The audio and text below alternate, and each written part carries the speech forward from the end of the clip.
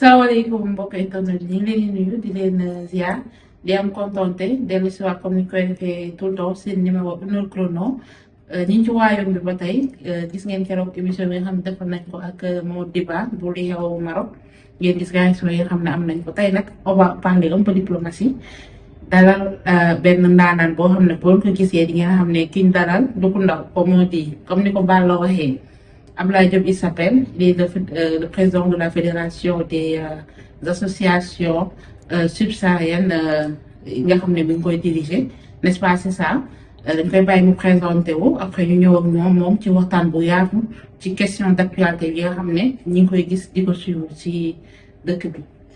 waaw jërëjëf Asi maa ngi lay nuyu di la gërëm di la dalal di sant bu baax tamit sëñ Balla ci li nga xamante ne fexe na. pour ñu gisee pour mën a waxtaan ci li nga xamante ne mooy li ñu intéressé ñëpp di nekkinu Sénégalais yi au Maroc mais aussi en général nekkinu Sénégalais yi à l'étranger. D'accord. waaw man Abdoulaye Diop maa ngi au Maroc depuis 1989 si laa fi ñëw dans un cadre très précis de finalisation de mon expertise et depuis lors quand même maa ngi fi toog fi am fi ay opportunités professionnels qui m'ont permis de rester et d'exercer dans divers domaines, en commençant par la Bourse des valeurs de Casa comme expert évaluateur, puis dans le groupe Atlas Voyage comme directeur administratif financier chargé du développement et de la stratégie, pour enfin créer ma première boîte au Maroc en 1999, travaillant dans le cadre du développement des relations économiques entre le Maroc et les pays d'Afrique subsaharienne. Donc depuis maintenant bientôt 25 ans, j'évolue dans ce domaine. Et mu nekk loo xamante ne lu am solo la et lu am pàcc la tamit ci li nga xamante ne mooy développer les échanges entre nos pays. L'Afrique étant notre continent et lépp lu ñu mën a def ba dooleel ko dañ koy def surtout bu dee ñun africains yi on s'évertue à consommer africain. Sunu ay doom nag di jóge itamit fu nekk di jóge Sénégal di jóge yeneen dëkk di fi ñëw donc tey moo ñu war a toog waxtaan ci loolu war a mën a xool lan la ñu war a mën a def pour gën a rafetal toogaay yi pour gën a jekkal toogaay yi ba nit ñi yónni yàkkamti ñu mën ñoo wax dëgg yàlla mën ñoo dalal ci anam yu rafet pour ñu delloo suñu dëkk. D'accord dañuy commencer par l'actualité muy la politique au Sénégal yaa ngi koy suivre. waaw maa ngi suivre la politique au Sénégal. Est-ce que dialogue bi maa ngi initié. Oui, vous savez, moi je suis un acteur politique créé ay parti politique nekk ci liggéey ci yëngatu ci et wax dëgg yàlla rafetlu ma aujourd'hui li nga xam ne dafay am Sénégal parce que pour man la politique dafa nekk loo xamante ne dañ ko war a utiliser ni ñu war a mën a yëkkatee raaya Sénégal warul nekk loo xamante ne dafa war a gàttal raaya Sénégal te bu demee ba ay intérêt personnel di génn ci politique rek day andi ay yoo xamante ne xajul Sénégal benn bopp la kenn waru ko mën a xaar wala ñu topp si di seetaan fu ñu koy xaree lépp lu war a am Sénégal lépp lu ñu fi war a mën a liggéey dans le domaine politique dafa war a nekk loo xamante ne dina tax ñun ñëpp ñu suqaliku lépp loo xamante ne bëgg nañ ko aujourd'hui dans cette vie qu'on puisse le réaliser. Donc ça veut dire que l'homme doit être au centre des préoccupations des politiques. Et la politique c'est pour servir et pas se servir. Fa nekk la nga xamante ne boo amee ndomp tànk yooyu da nga war a jëriñ sa askan mais waroo jëriñoo sa askan. te aujourd'hui problème yu bëri yu am Sénégal et vraiment nekk na loo xamante ne pour man à mon avis sama humble analyse ñàkk vraiment engagement wu ñi fi nekk ci nguur gi mais aussi erreur yu mag yu jógee def ci opposition bi la donc c'est des erreurs qui sont totalement partagées et man ñoom ñëpp lay fustigé tous ñëpp tout le monde opposition et pouvoir ñoom ñëpp lay pointer du doigt parce que la façon dont ils veulent prendre la politique la façon dont ils veulent faire de la politique c'est pas de la politique pour la communauté c'est de la politique pour des franges de la communauté et ça je le condamne. Ok, et quand Macky appelle au dialogue, ça veut dire qu'il est carrément bëgg na changer donne bi. Ouais, non, mais pour moi, le dialogue, ce n'est plus le moment. Voilà. Dialogue. un dialogue c'est-à-dire duñ ko def instant bi nga xamante ne ñu war a dem oote nañu premier dialogue avant dialogue bi nga xamante ne keneen Abdoulaye Wade moo nekk au pouvoir il y a eu des rencontres on a soutenu on a vu que Abdoulaye Wade li muy def wax dëgg yàlla soxlaatuñu loolu fexe nañu ba teg fi keneen ki fi nekk ñu ñuy tamit waxtaan nañu ci ay yoon lu bëri defandoo nañ ko et bi mu demee ba nga xamante ne léegi war na mën a dem waru fi imposer waat c'est-à-dire leneen lu war a mën a changer la donne waru fi mën a xeex dans ce peu de temps là. Moi je pense que li ñu waroon def mooy vraiment organiser des élections et passer à autre chose pour man ce dernier dialogue là ki war a ñëw moo ko def mais ce n'est plus le pouvoir finissant bi nga xamante ne moo fi nekk. mais boo seetloo ci programme yi politique yi di teg yëpp la jeunesse est au devant mais il arrive ñu ñëw ci pouvoir bi commencer doxal lépp. mais foofu lay waxee c'est que nous devons arrêter de parler de projets. Il y a des projets politiques et des programmes politiques. Un programme doit être décliné en fonction des exigences du pays. Tu vois man su ma ñëwee wax c'est que yemuma rek ci bind dafa yomb boo xoolee c'est vrai sur les papiers tous les projets se valent ñoom ñëpp a yem pouvoir comme opposition ñoom ñëpp disent la même chose war nañu am ay centre de santé yu baax mbay mi war na baax école yi war nañu leen relever le niveau on doit construire des universités tout le monde parle de la même chose mais quand il s'agit maintenant de déployer ces programmes c'est là où le bas blesse c'est là où les gens ne sont plus fidèles à leur proposition te loolu baaxul ñun da nga war a li nga wax góor ci kàddu gi li nga wax ñëw jaay ñu ko ba ñu jënd ko pour ñun teg la fi pour nga liggéeyal ñu lay fay weer bu dee wu ne moyen bu nekk ñu teg sa loxo pour que ngay décliner foo ñu laajee force ressources humaines ñu jox la ngay jël ñu lay fayal sa fonction publique et tout pour nga liggéeyal ñu la mais liggéeyal ñu nag dafay doon liggéey boo xamante ni ñu def ñu jëriñ doo ñu jëriñoo moi c'est ça que je suis contre et là j'appelle toutes les forces vives de la nation ñëpp ñoo xamante ne ñu ngi Sénégal doon ay doomu Sénégal te Sénégal deretu góor di dox seen yaram dañoo war a taxaw par rapport à ces types de choses. ban politique nga gis ne moom la ñu war a lal pour jeexal définitivement immigration bi nga xam ne mi ngi jeexal suñuy jeunes. mais la première chose il faut construire les infrastructures yi nga xamante ne mooy permettre nit ñi mën a toog d'abord les industries de transformation nit ki non seulement mbay mi war nañ koo defaraat.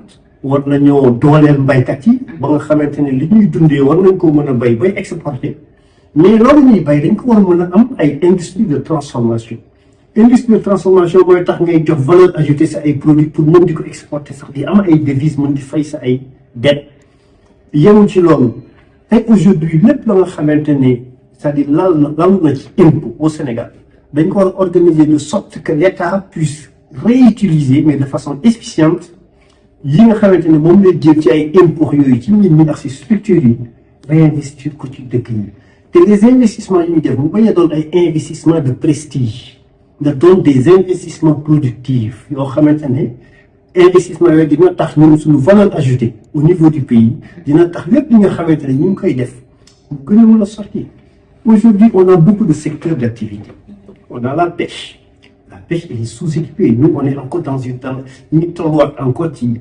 genre pêche artisanale yu njëkk yi tu vois boo la ko jox ay licence ay bateau yoo xamante ne ñëw jël suñu ay jën suñuy nappkat oui mënuñu yegg fi ñu war a yegg fi am ay jën yooyu dañ ko war a xoolaat et lépp loo xamante ne dans le domaine de la construction quand je vois ça maintenant aujourd'hui ñi ngi naan on a de bonnes personnes bien formées pour pouvoir construire li nga xamante ne soxla nañ ko parce que dañu soxla ay dëkkuwaay yu baax boo la ko jox ay licence ay bateau yoo xamante ne ñëw jël suñu ay jën suñuy nappkat oui mënuñu yegg fi ñu war a yegg fi am ay jën yooyu dañ ko war a xoolaat et lépp loo xamante ne dans le domaine de la construction quand je vois ça maintenant aujourd'hui ñi ngi naan on a de bonnes personnes bien formées pour pouvoir construire li nga xamante ne soxla nañ ko parce que dañu soxla ay dëkkuwaay yu baax mais dëkkuwaay yooyu yu baax yooyu lan ci d'après ces matériaux moom la ñuy defaree Sénégal lépp dañ koy importer c'est excessivement cher moo tax ñu bëri tey mën nañu tabax mais duñu gis ko ñu jaay c'est tout à fait normal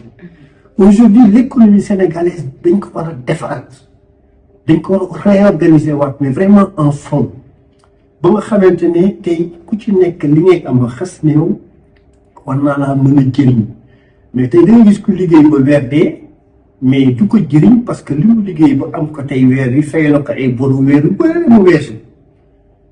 toujours mi. waaw toujours ñu ngi si suul bukki suul bukki suul bukki suul bukki. donc le Sénégal doit être repensé le Sénégal dañ ko war a tegaat ci ay. est-ce que pare wu yow dugg ci politique bi pourquoi pas. non li ma déggee li ngay wax c'est le politique un politique comme ni ñu naan c'est la politique c'est l'art de bien gérer la cité.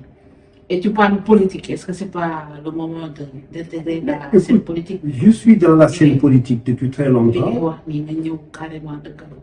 Oui, mais bon, écoute, vous savez, lu nekk rek fu mu dafa am na ñu ko moom am na ñu ko moomul man dama gëm ne am na ñoo xamante ni li may wax nii bu fekkoon ne vraiment jox nañ leen li ca war au Sénégal danañ ko mën a doxal ni ñu ko war a doxal. Comme bon profil.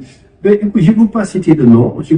Parce que peut-être les internautes wala les Sénégalais qui feront le choix de choisir le président dinañ xam lool.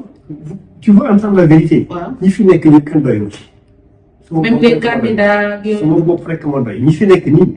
Je vois que tous ces gens qui sont là, qui sont en train de poser des programmes, c'est des programmes qui sont des programmes personnalisés pour eux-mêmes. C'est pas des programmes communautaires.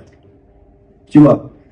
Et l'excès que la personne que je vois, que j'ai vu moi, a une vision qui est mais vraiment assez communautaire, mais qui n'a pas malheureusement aujourd'hui pu gagner je dirais cette oreille du Sénégalais, c'est le président Abdoul Mbaye.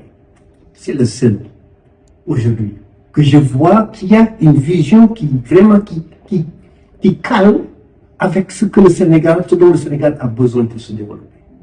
Et Ousmane Sonko. Non, mais écoute, moi, Ousmane Sonko, Macky Sall, Idrissa Seck, Diomaye, mais pour moi, nous devons faire. Ça, c'est ma vision.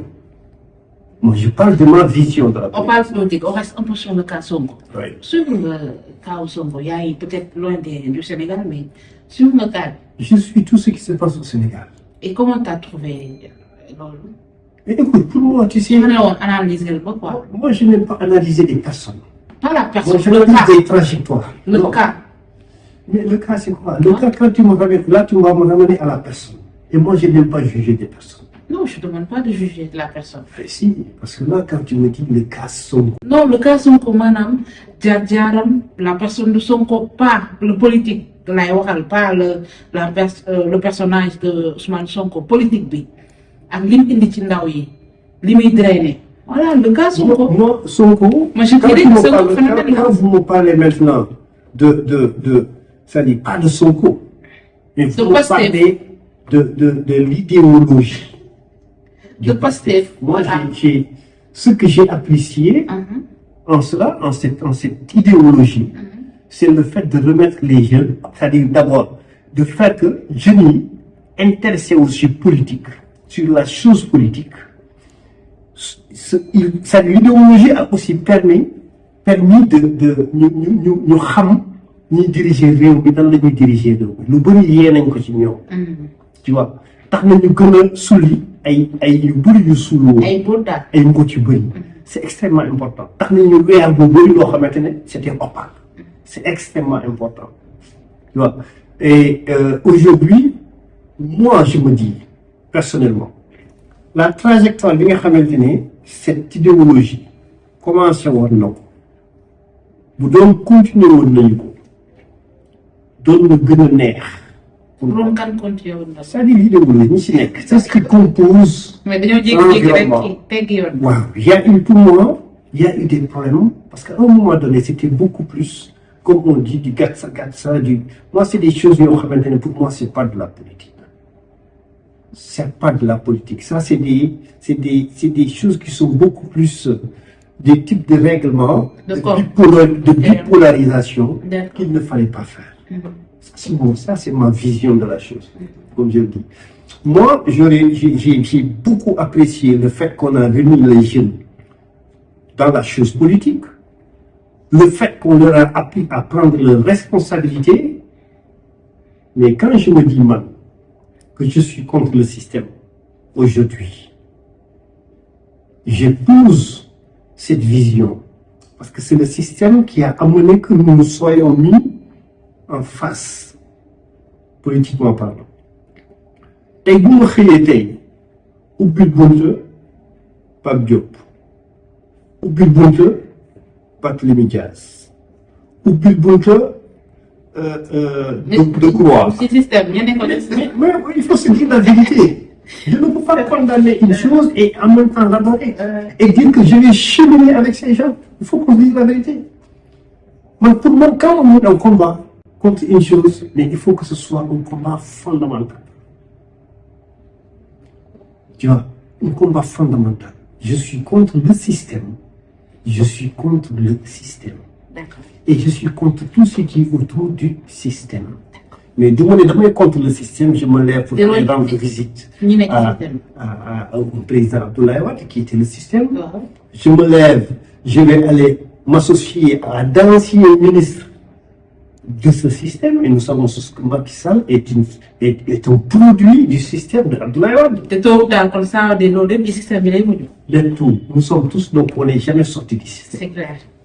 Ñi ngi ci royaume bi comme on dit ñi ngi fii Maroc te on va parler du pays un peu mais avant loolu dañoo dugg ci benn point muy côté immigration mais dëkk bi dafa nekk relais en fait maanaam entre le Sénégal et l'Espagne fii lu xale yu bëri di jógee am ñoo xam ne leen di jaral ñu jógee Dakar passe avion de ñëw ba Maroc dugg ci bateau wala dara pour rallier l'Espagne am ñoo xam ne dañuy jaar ci yoon bi ñëw ba Maroc escale 2-3 jours après rallier cawmaan yi def naa noonu lañ leen di woowee ñoom ñu si bëri noonu la ñuy doxalee en fait le Maroc n'est pas pour moi le Maroc était une terre de transit en général terre de transit la woon pas relais parce que quand on dit relais c'est comme si ça permet ça permet non ça permet pas parce que la politique du Maroc c'est d'arrêter cela toute la politique qui est menée mais politique bi boobu ba tey doxul arrêter cela waaw mais parce que xam nga nit téye nit dafa yombul le Maroc mi ngi def li mu mën l'Union européenne ñi ngi def li ñu mën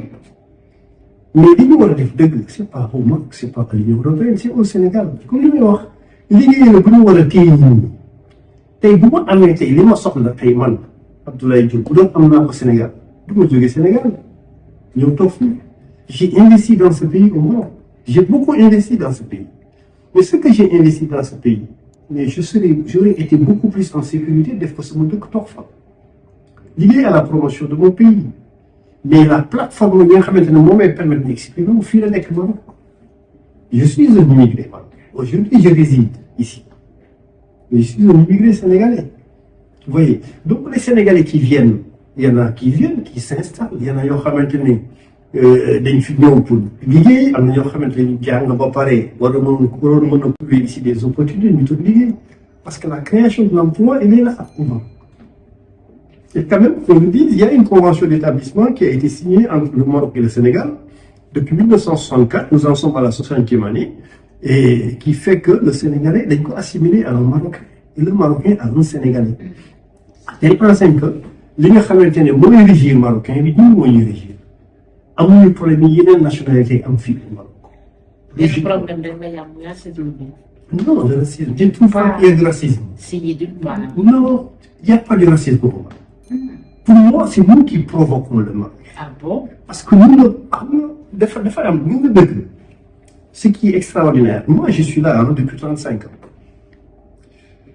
Marocains, force sénégalais, tous nous étaient ouverts, tous nous étions sénégalais, vous amour dans le Maroc du monde. Mais tous les mauvais comportements que les Sénégalais ont, du Sénégal, ils l'ont exporté ici. Tous les mauvais comportements. Aujourd'hui, quasiment, les Sénégalais, il faut l'accepter. Je vois des fois des vie, nous qui am na benn boy bu nekk à l'étranger bu ko fi wax keroog gis naa kenn ku réagir que je connais di saaga peut-être que c'est pas aussi général mais fii xale yi dañu bëri na ñuy taxawal je suis désolé il faut le dire libertinage bi bëri na fi aujourd'hui tu vois les gens dans la drogue tey ñu fi jàpp ci ay GP ñëpp lan la su ay seen ay moromu sénégalais ñoo leen di jox ay drogue di ko nëbb di ko dugal ci ay daalax di ko dugal ci ay SB ay Colgate yu kenn xamul ñuy dem fii di am problème ci aéroport yi ñu ne mes ñu téye ñooñu tëj seen moromu sénégalais ñoo seen ay moromu sénégalais ñoo koy def sàcc gi gars yi di fi nekk di triande nit ñi. chauffeur yi. naan maa ngi ñëw ci yéen naan dañuy comment il s'appelle encore dañ leen di jaay ay oto jox ko mu jëndal la oto. ainsi de suite dugg na fi génne fi di jël ay oto yoo xamante ne c'est des crédits bancaires ñu ngi koy fay yegg bu ñu jël ko jox ko nit alors qu'il y a des impayés mais colossaux kooku jël xaalisam def ko ci loolu ñu jël ko jàpp ko nangu oto bi ci moom. Je sais pas aussi ces gens-là comment on peut être nan nga mën a tolloo foofu ba jël sa xaalis di ko jox keneen pour mu tolloo oto te mu jaay gars yi oto yi nekk fii ñu mën a demal seen bopp. ñu ngi gis ay nit ñoo xamante dañuy séquestrer ay nit. ah mais oui dañuy enlever ay nit di leen séquestrer di laajte ay yu kenn xamul. mais bien sûr. di laajte mais bien sûr. tu vois ñu gisoon fi ñoo xamante ne dañu jël ay xale yu jigéen di leen fi andi di leen yóbbu ci kër naa di pour ñu liggéey di confisquer seen ay passeport di jël seen ay salaire di ko lekk ça on l'a vu ici tu vois kooku déjà c'est entre Sénégalais mais lorsque ça se déplace encore vers maintenant le pays hôte vers les Marocains ça devient autre chose ba ci solo gi fa amee solo yoo xamante ne warul rafetul. boo ñëw ci dëkku jàmbur nit ki am lu muy doxee da nga koy respecter ak aadaam li muy bañ nga di ko bañ. moi j'ai été président de l'association des ressortissants sénégalais au Maroc. gis nañ fi aussi ay nit yu fi ñëw bàyyi jabar Sénégal et tout ñëw fii takk doomu jàmbur def li ñuy def bàyyi ko fi dem seen yoon abandonné ko ñeneen ñu téye fi ay doomu jàmbur comme ay yu kenn xamul. et mais xam nga boo nit ñi fi nekk nag waa dëkk bi bu ñëw di agir. di intervenir à un moment donné mais écoute il commence à nous traiter mais comme il est traité ñeneen. li nga mérité wu fa. li nga mérité à combien de reprises la ñu toog les waali oñu les gouverneurs oñu ñu toog ji mu xool comment on va recadrer les gens. la FASAM bi may présider tey la fédération des associations citoyennes au Maroc bi ñuy créé FASAM déjà lorsqu'on était en train de réfléchir sur la FASAM en 2014 fekk ñu rey benn Sénégalais bu tudd Charles Ndour à Tanger au nord gars yi poignardé ko mu dee c'était des erreurs tu vois ba fa consul Massamba Sarr demee pour ñu ngi koy waxatee pour taxawu ko fekk jour boobu même moi j'ai quitté Tanger puis je suis rentré à Dakar à Casablanca le consul m'a rappelé à une heure tardive pour ne ma écoute président yaa ngi fan ma ne ko maa ngi Casa mais il y a un problème à Tanger on a poignardé un Sénégalais mu ne ko ah oui ma ne ko mais moi je viens de quitter Tanger comme ça mu ne ma apparemment il est décédé et il faudrait que ñu jéem a xool lu ñuy def pour demaat. Tuuti après une autre dame qui est là m'a appelé Aïcha ki wax Aïcha mu ngi sëy fii mu oo ma ne ma kat président maa ngi nii Tanger fa la affaire bi fekk.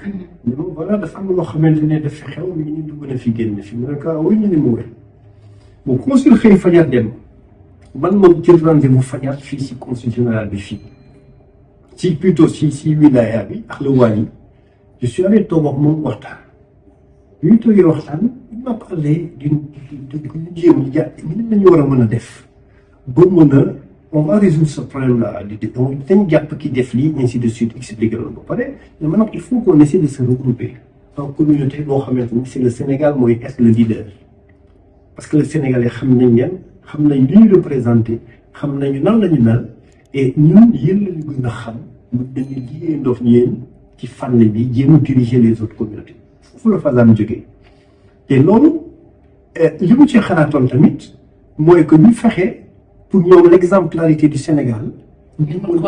jox ñeneen ñi. est-ce que loolu réussir ngeen. mais dañu dem ba Sénégal yi ñoo gën a pire ñooñu. ñoo waroon defar ñoo. ñoo gën a non. c'est dommage d'en parler. on a une communauté formidable on a des gens aussi ici yoo xamante ne sont exemplaires. ñu ngi def liggéey bu mucc ayib fii. et tey aujourd'hui bu ñu fi toogaatee ba léegi c'est parce que ñooñu la ci naar yi gis. mais am na ci benn classe boo xamante ne je suis désolé nous on a fait quitter des gens yoo xamante ne fi ñëwoon dañuy dem def yenn jën yi ñu jël leen fi. ah il arrive ngeen dàq nit mu ñibbi. on est obligé. am na ay cas. il y a eu des cas. il y a eu des cas des gens qui ont des multirécidivistes qui étaient là on a tout fait pour qu'ils quittent le pays C'est duñ dugg ci. Mais bon, après, qu'est-ce qu'ils vont faire? Mais en tout cas, on a tout fait pour que nous jóge parce que yeneen nationalité yi parce que gis nañ keroog Rabat nga je pense suma jógul baax la pour ñu benn Guinéen bu ñu rey foofu. c'est à Agadir. waa Agadir. Ivoirien qui a poignardé un Guinéen. C'est l'État va faire son travail. Le Maroc va faire son travail par rapport à ça. Ça, c'est des jeunes qui ils ne sont pas résidents encore. Ce pas des gens qui résident, ils sont juste venus pour dire que une dette. Tu vois, ces gens-là ne sont pas très maîtrisés. Ils savent exactement où ils sont, où ils sont et tout. Et ils sont très mobiles à l'intérieur du Maroc. Donc, xam nga tey ñu ngi Agadir suba ñu ngi Rabat ginnaaw suba. waaw ñu ngi Tanger ainsi de suite. D'accord. Tu vois, tu ne peux pas les xam. si ñu ñëw un peu ci association bi nga xam ne yaa ngi ko jiite comme ni nga ko waxee association bi lan moo ko tax a jóg comme ni nga ko waxee jiital africain yi nga xam ne ñoo nekk ci côté état subsaharien bi ñi fi nekk di nekk fii au niveau du Maroc di liggéey ñu teg leen ci yoon ñu bañ a jéggi yoon loolu moo ko tax a jóg. Absolument yoo xam ne c'est-à-dire nous l'association dañ ko créer pour mën a d'abord uniformiser la plateforme. Uniformiser la plateforme mooy que l'État marocain am benn interlocuteur. parce que muy fédération bi. non quand la fédération l'image de la fédération c'est vous. oui parce que vous représentez. oui parce que day am récépissé. le récépissé sama tur man moo ci nekk. et tout et si je parle au nom de toutes les communautés subsahariennes qui sont au Maroc.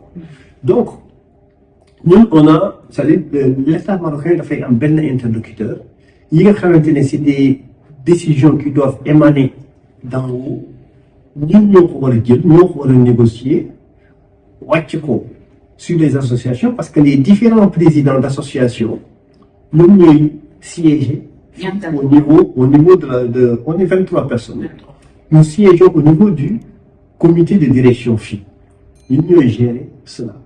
Et dans ce comité, donc, il y a les différents présidents d'associations. Quand des décisions se prennent, nous au niveau des communautés. Il y a le président sénégalais qui va discuter avec la communauté sénégalaise, le président nigérien avec la communauté nigériane, le président ghanéen, ainsi de suite. C'est comme ça que nous fonctionnons. Oui, parce que moi, aujourd'hui, un Sénégalais qui vient aujourd'hui pour donner des instructions, pour discuter avec des Camerounais, c'est un peu plus gauche bu fekkee ne Cameroun moo koy def. C'est vrai. Vous comprenez? Donc loolu mooy tax ce sont ces différents présidents qui après descendent l'information jusqu'au plus bas niveau afin que tout le monde puisse en bénéficier. Et vos États dans tout ça? Vous avez l'appui de vos États? Écoutez, moi j'ai été président de l'association des ressortissants sénégalais au Maroc. Je suis président de la fédération des associations subsahariennes au Maroc. Je l'ai dit et je le répète. Nous sommes un franc CFA de l'État du Sénégal. Je suis dans cette association depuis 1993, pour être clair. Nous sommes un franc de l'État du Sénégal. Nous sommes un franc du Royaume du Maroc. Ils ne sont pas au courant de l'existence de l'association. Mais ils le savent. Tout le monde sait qui est l'association. Comment est-ce que les Sénégalais sont organisés, d'autant plus que vous faites une visite d'affaires du président de la République, donc il y a l'association fait ce qu'elle veut faire. Alors nous, maintenant, entre guillemets, on est impliqués dans l'organisation de l'association. Nous sommes deux. Dans l'État n'a jamais mis dedans. L'État ne nous a jamais donné un franc CFA pour un quelconque projet pour les Sénégalais du Maroc. Il faut que ce soit clair. Le Maroc n'a jamais, mais vraiment jamais déboursé un dirham pour quoi que ce soit pour la communauté au Maroc. Et ça, je le dis haut et fort. Je le défends partout. Vous évoluez de par vos propres moyens. À nos propres moyens, nous cotisons. Nous cotisons entre nous. Des fois, il y a des projets qui coûtent cher. Des projets qui coûtent cher. Des fois, on a eu des projets qui coûtaient 300 000 dirhams. Mais ces projets, c'est nous qui avions cotisé entre nous avec l'Alpha-Soumou. Bien négocier les cours sénégalais à Diamniadio avec le groupe Olmacom par leur filiale qui est là-bas, Picouk. Cette convention, on a aussi bien. cette convention-là bi ñu koy signé bi may négocier yëpp bi ñuy def di négocier les kër situer les maisons et tout à Diamniadio et tout vraiment dagal sama bopp sama billet d'avion donc je me suis pris en charge tout mon sérieux. Est-ce que ils se disent pas que ñoom yor ngeen ko soxlawul ñu leen koy jox. non c'est parce pas qu'ils ça. font penser que ni yéen ci seen poche la ñu dugg comme font les politiques wala les dirigeants parce que joxuñu dañ naan may diriger waaye la plupart lu si ëpp si ñoom waaw la. léegi nit ki da nga koy xool ñun dafa am ay yoo xamante ne ay góor lañu. man góor laa soxlawuma lu ma moom lu ma ñàkkul soxlawuma. te tey ñi fi nekk ñëpp on est encore là devant les médias amul kenn ku mën a yëkkati loxoom tey au moins depuis 35 ans que je suis là ne Abdoulaye Diop amee na ma wala fii Sciences Interdit Abdoulaye Diop amee lu ma kenn ñi ma ameel baal na leen mais man amee lu ma kenn j'ai pas de Sciences Interdit dëkk bi am na ay góor yu fi ne ils n'ont pas besoin de l'État du Sénégal pour vivre. D'accord. Relation Sénégal. Mais la communauté sénégalaise au Maroc a besoin du soutien de son État. soxla na surtout loolu plaidoyer boobu vas-y. Wow. La communauté sénégalaise a besoin du soutien de son État. On a des gens des fois qui sont désemparés. Chaque jour, les gens au Maroc fait un travail extraordinaire de sensibilisation, de quête et tout. Mais écoute, l'État du Sénégal aurait pu avoir fini au Maroc une caisse sociale mais bien fournie. Bien. Qui nous permettrait aujourd'hui de faire face à certains problèmes. Aider certains. Je suis désolé. Aujourd'hui, mais il faut, tu sais, diriger un État, on en parlait tout à l'heure, politiquement, mais c'est extrêmement simple pour moi de faire face à certaines problématiques que nous rencontrons étrangers. Des fois, tu vois, ils rencontrent étrangers. Aujourd'hui, imaginez-vous, on a une carte consulaire pour maintenant, 36 dirhams la carte consulaire. J'ai que sa carte consulaire la dem ci association bi souscrire pour payer une assurance décès rapatriement ainsi de suite. Il y a des gens qui n'ont pas de couverture sociale. Bien que nous, lorsque j'étais président, j'avais signé des conventions avec des médecins qui permettraient à ce que les Sénégalais dem di faji ji foofu avec moitié à moitié prix. Tu vois. Et aujourd'hui, cette carte consulaire, imaginez un système qui nous permet de payer en même temps dans la carte consulaire, au lieu de 36 dirhams par exemple, il y a 50 dirhams. Ou 100 dirhams, là, on a sa carte consulaire. Mais cette carte te permet, bon, faire un fadji, cette carte te permet, vous faites qu'il y ait un coup d'essai de parce que c'est 60 dirhams supplémentaires immédiats. 60 dirhams, si c'est 100 000 personnes, ça fait... Oui. Ah. Tu vois, 60 dirhams, ça fait 6 millions de dirhams. 6 millions de dirhams, vous pouvez souscrire à l'assurance. Vous pouvez des fruits polis. Et beaucoup de faits, je suis désolé, tu as un fonds qui est là. Écoutez, moi, je sais, on a discuté, on a parlé de boli, moi, au Sénégal, j'ai pas de porte fermée. Je parle avec tout le monde. Et les gens, on a la top. Donc, c'est ça quand je parle des programmes politiques et de la déclinaison des visions, faut la dire. C'est-à-dire mais peut-être Sakhalat va libérer les Sénégalais, mais que les Sénégalais soient libres ne les intéresse pas. Ce n'est pas leur priorité. Parce que Niki, quand tu l'as sous perfusion, ça y est, de mes béchants qui n'ont pas aimé le coup de gueule, nous filmons du bout, de l'automne, nous faisons rien. Pour les des fois, c'est des stratégies. Politique là. Politique là. Mais nous prenons une Maroc où une école en moyenne coûte 2000 dirhams, où nous filles, on fait 3 dômes, 4 dômes, nous avons 5 dirhams par heure. Nous pouvons faire un dôme école. Kër cher na fi. fii ku fi nekk loo liggéey fii koy baax. li mbokk kër cher na fi école cher na fi faju cher na fi lépp cher na fi. naa ko fi def 25 ans amul oto amul. mbokk léegi nag loolu jël ba ñu ko xalaatee ñun affaire assurance yeex yooyu yëpp c'était ça. l'objectif c'était ça. Mais c'est dommage. École yeex yëpp c'était ça. L'école sénégalaise au Maroc ça devait être gratuit pour les Sénégalais. yeneen nationalité ñu leen di fay loolu ñuy fay ñoom ñu si alimenter les fonds pour nous soutenir les Sénégalais. C'était ça l'objectif. Non,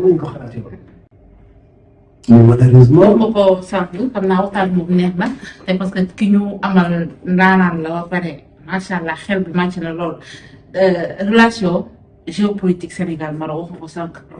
Sénégalais bi dañ doon xoolee comme ay Marocains yi comme ay Sénégalais mais après comme seen i yaa ngi xam ci ko Sénégalais yu bëri changé mais teewul la relation elle reste fluide. tu sais la relation elle est là. li ko tabaxal ni fi ñun tuuti nañu si dernier ko. mais une relation dañ koy nourrir une relation dañ koy dundal xam nga aujourd'hui il y a eu cette convention avant cette convention il y a eu des relations multiséculaires muy si Tijaniya bi depuis le temps des Almoravides tous les voyages qui ont été faits en Afrique subsaharienne pour la commercialisation de beaucoup de choses. Ça a créé des liens formidables. Cheikh Ahmed Tijani bu mu installé wu fii ba war a wàcc pour dem ñu war a propager la Tijaniya en Afrique mu wàcc en Mauritanie avec les Mauritaniens ñu dugal ko Sénégal dugal ko fépp au Mali, Guinée, Cameroun et tout. C'est toutes ces relations qui définissent aujourd'hui la solidité des relations entre le Sénégal et nous. Ñun tuuti la ñu si yëngal ko mais li ñuy yàq mooy l'appréciation de l'image du Sénégal. ñu ngi fi di yàq ñu ngi fi di lor jigéen ñi di sàcc di def yu bon vraiment yu bon et ces gens-là moi je l'ai dit la dernière fois à Balla il faudrait que toutes les victimes ñu toog non seulement on dénonce mais on porte plainte et on livre ces gens-là il faut les livrer à la justice. Parce que il y a beaucoup de choses qui en pâtissent. Aujourd'hui, quand je vois l'Afrique d'Afrique, nga xamante ne si la ñu génn nga xool ni Marocains yi léegi jëlee Ivoiriens yi moi je suis le président de la fédération. C'est aussi moi dama koy sentir. dama koy sentir parce que damay discuter ak ñi ñëpp ñii ak kilifa yi fi nekk ci dëkk bi. mais xam nañ ne doo Sénégalais boobu yow tamit. waaw mais d'accord mais man. du ma Sénégalais boobu man awma les problèmes peut-être yi nga xamante ne le Sénégalais lambda am na ko mais ñi ñuy apprécier maintenant le Sénégalais lambda man arrangé wu ma neexuma man bu ma sañoon sama réew chaque fois dama koy wax sama xale yi sama gars yi. mais oui parce que kan réewu Alaaji Maalik réewu Cheikh Ahmadou Bamba réewu Baye Niass réewu Maam Limaamu Laay réewu Bu Kunta mais affaire yoo xamante ne moomuñu ko. mais au-delà des Sénégalais yéen a tamit ñu ngi ci problème yooyu de c'est partout de loolu. mais xam nga loo xamante ne dañ la ci xam ak loo xamante ne da nga wàllu yaani bokkul ki nga xamante ne dañu xam ne ni mu la mel dañ koy gérer noonu am fuñ koy dugal par casier lañ koy def ba nga xamante ne xam nañ ne li muy def lii fu ñu ko defee dañ ñaan kii la. bu ko defee da ko war a def. bu ko deful mooy doon. waaw loolu la. mais yow mi yaat wàllu yaani ñoom di def bay def lu gën a bon bi ñooñu doon def mais boo ko defee léegi ça l'impact n'est pas le même. tey le 1er mars mois de la femme. salaamaaleykum une parenthèse. waaw mais xam nga lu ma jigéen ñi. xam nga lu ma nekk président association bi. le président des femmes. non 8 mars bu ne organisé naa ko fi. macha allah. Casablanca. mais ñu ngi waajal ñun ñu ngi waajal. 8 mars yi. man daaw ma ko defee nii rek ñëw rek fete nii dama naan andi Dakar ne dort pas. waa TFM yoroon ñëw couvrir samay 8 mars. ñi fi nekk xam nañu ñi may waxal xam nañu mais on a fait des choses merveilleuses ñoom saa neex ñëpp fi la leen andi. dama leen andi fii ñu organiser gars yi ay yu neex. yu am solo. waaw mais affaire yi mën nga def 8 mars pourquoi pas. bon on y pensera mais ñun xam nga. C'est des projets sur lesquels on peut travailler, mais nous, on est beaucoup plus dans les plus grands maintenus, où on doit faciliter l'intégration des gens. Les connus ici, on est beaucoup plus dans l'intégration et aider les gens à avoir du travail. Et un message pour femmes.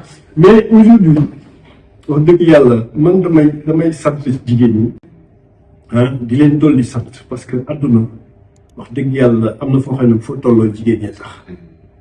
waaw man dañu doon ko ñoo xamante ne dama leen mës a yaakaar mës leen a gërëm parce que bu ñu nee aujourd'hui la force africaine elle est essentiellement féminine et Ban Ki-moon waxoon na ko lépp loo xamante ne ñu ngi koy def si dëkk yi ñuy jàll di baax di set jigéen a ko fa def programme bu ñu boole jigéen mu réussir parce qu'on y voit une dimension sociale jigéen bu amee ñëpp a am góor bu amee boppam la ak njaboot bokkul. loolu yi amoon ci biti fii famille di toog di léttu ay xuloo am na fa ay wax yu ñaaw jib na fa naa yi ñuy kaas bruit bi mais bu ñu déggoon kan li ñuy wax moo gën a ñaaw bi mara day taay tu vois donc yooyu dafa doon yoo xamante ne dañ ko war a sàmm bu julli jotee nañu taxaw nañu arrêté dem def ci leneen bàyyi fa ñu jullee defar foofu ba mu set balaa waxtu julli di jot dem seen yoon nañu gaayi julli dem seen yoon après ñu dellu si liggéey seen liggéey lu mu waree coow yi xuloo yi lañ setante yi ak yooyu dañu ko bàyyi dafa am ñoo xamante ne du suñu ndam moomuñu ko xamuñu